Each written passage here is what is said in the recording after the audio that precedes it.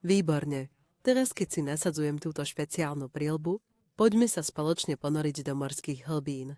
Poďte.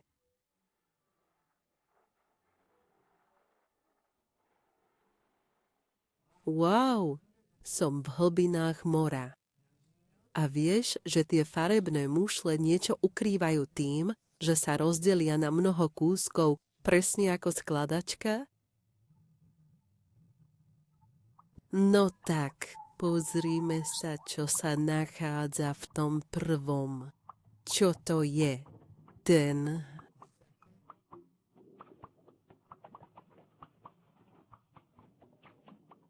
Alebo tretia?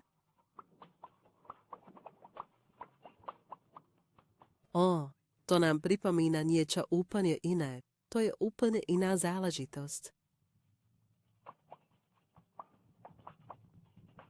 A tu je odpoveď. Je to predsa tiger. Má silné nohy, ktoré mu umožňujú rýchly pohyb.